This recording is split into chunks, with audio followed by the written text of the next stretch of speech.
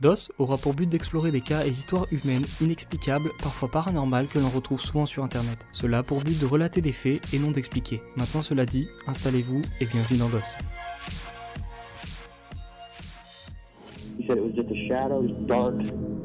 Est-ce que vous connaissez les Shadow People? Est-ce que parmi vous, quelqu'un a déjà cru apercevoir une ombre furtive du coin de l'œil? Ou est-ce que quelqu'un a déjà rencontré ne serait-ce qu'un seul d'entre eux?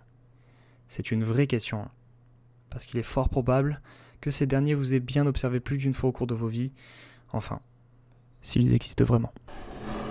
Si vous n'arrivez pas à comprendre ce que je veux dire, essayez d'imaginer des entités au même titre que les humains, vivant comme nous sans que nous puissions les distinguer, interagir, voire même savoir leur existence, et qui remettraient donc en question tout ce que nous savons de l'être vivant. Eh bien les Shadow People seraient ce genre d'entités. Ils sont censés peupler notre monde autant que nous, mais sur un plan d'existence qui semble nous dépasser, puisque nous ne pouvons visiblement pas les voir volontairement, et se présenteraient sous la forme d'une ombre humanoïde et généralement fugace, puisque dans la plupart des témoignages, ils disparaissent très vite, une fois le contact établi en semblant vouloir échapper craintivement au regard. Leurs aspects différaient d'un témoignage à l'autre, mais selon eux, il est souvent fait mention d'une silhouette humanoïde reconnaissable, centrée, parfois présentant des yeux coruscants et parfois aussi affublée d'une cape ou d'un chapeau, mais on reviendra sur ces détails un peu plus tard. Et du côté de ce qui dégage, lorsque j'ai écumé les témoignages français de ce phénomène, beaucoup rapportent un sentiment effroyable de tristesse et d'angoisse, jusqu'à même être poussés dans un état d'inconscience. Pour ce qui en est de leur popularité, tout le monde en a forcément déjà entendu parler, au moins une fois, même brièvement, ou c'est de quoi je veux parler, que ce soit en les confondant avec ce que l'on appelle plus communément des fantômes, ou même quand on croit l'apercevoir en réalité dans des vidéos d'exploration nocturne sans savoir ce que c'est.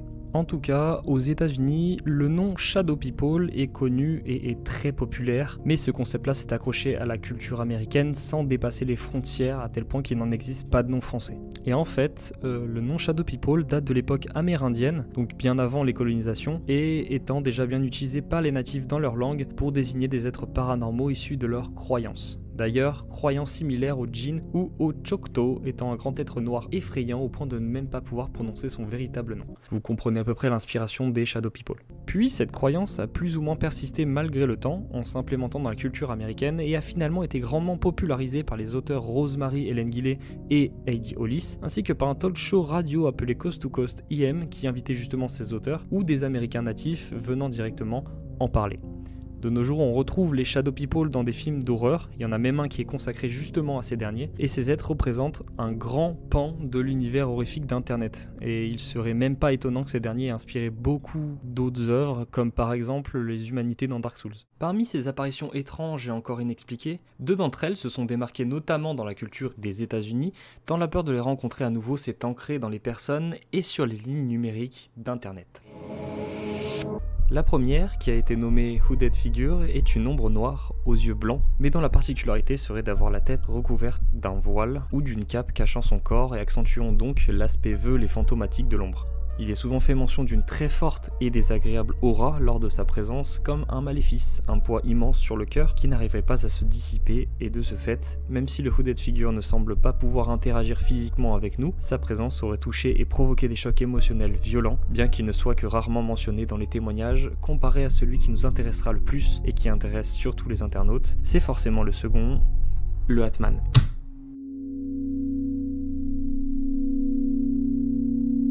Une ombre très grande et très mince, à l'aura hautaine et malicieuse, arborant sur sa tête un chapeau haute forme. Provoquant de par sa simple présence une pesante atmosphère, une peur devenue visible, un sentiment proche de la mort imminente faisant frémir chaque parcelle de nos membres, pourtant engourdis, tout ce que vous serez capable de faire d'après les cas répertoriés serait de regarder distinctement cette ombre jusqu'à ce qu'elle parte, ou pire, fermer les yeux sans savoir ce qu'il adviendra de vous. Et si la plupart des cas rapportent avoir été contraints, tétanisés par la terreur, d'autres rapportent avoir été attaqués subitement par le Hatman, comme étouffés ou frappés de plein fouet par l'ombre fonçant sur eux. Et des cas de rencontre avec le Hatman, il y en a des tas, et même de plus en plus au fur et à mesure des années. Et à cause de cette diffusion rapide dans la culture, beaucoup de gens se sont intéressés à l'origine du phénomène Hatman pour savoir s'il était dangereux ou encore si son apparition était liée à certaines conditions.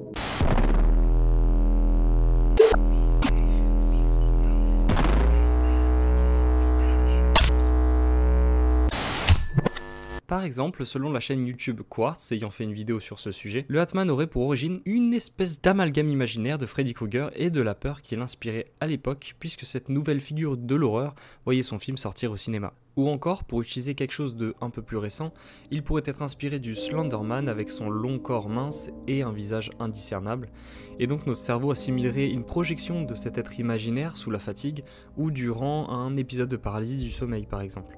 Mais le problème avec cette théorie, c'est que bien qu'elle puise dans une explication psychologique et rationnelle, j'ai pu retrouver beaucoup de témoignages de personnes de plus de 60 ans avoir aperçu et subi la terreur de cette ombre immense, celle du Hatman, les fixer en pleine nuit sans pouvoir bouger. Et ce alors même que Freddy Krueger n'était pas encore né ou que le Slenderman n'avait pas encore sa légende urbaine sur internet. Alors, pourquoi tout le monde voit ces Shadow People et pourquoi tout le monde voit ce même Hatman les fixer en pleine nuit ?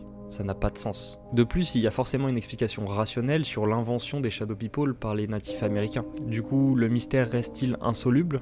Ou est-ce que cette légende urbaine est complètement débile ?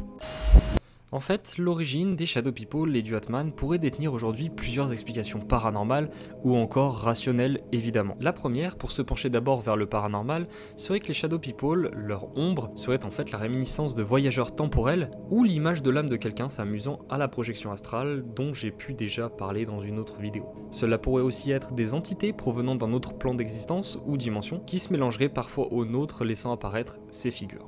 Donc selon cette théorie, une ombre serait simplement quelqu'un visitant notre chambre et il vaudrait mieux que ce soit le cas parce que certains pensent que cela pourrait plutôt être des démons ou des djinns annonçant la venue d'un événement grave ou de mauvais augure dans votre vie.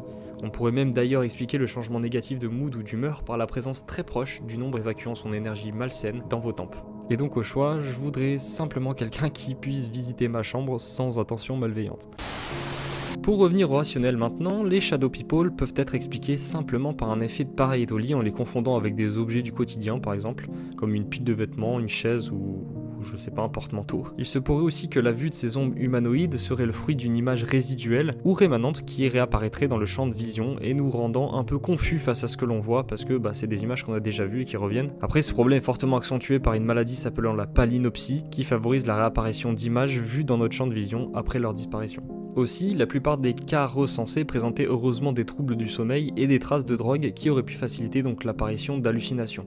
Mais on a aussi un nombre conséquent de personnes rapportant avoir été paralysées et il est fort probable que les problèmes chroniques de sommeil aient favorisé ce qu'on appelle une paralysie du sommeil. Un phénomène qui survient lorsque votre corps s'endort sans que votre esprit ne suive la cadence et donc qui se retrouve halluciné par des hormones du sommeil qui essayent de vous endormir. On se retrouve alors dans un cas exceptionnel de cauchemar éveillé où il est possible alors de voir le Hatman en réalité penché au-dessus de votre lit avec ses yeux brillants en train de vous fixer. Et tout ça sans que vous ne puissiez bouger ne serait-ce que le petit doigt.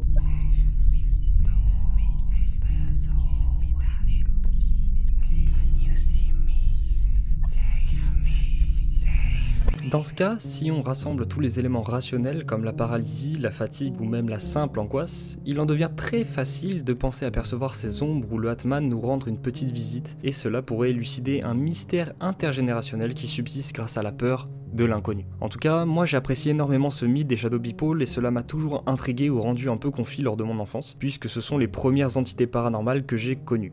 Après tout le monde s'est déjà vu confondre une pile de vêtements avec une grande ombre menaçante et aurait vécu ensuite un véritable cauchemar éveillé sans pouvoir bouger jusqu'à s'en soulager en allumant la lumière. Enfin, si effectivement c'était bien une pile de vêtements.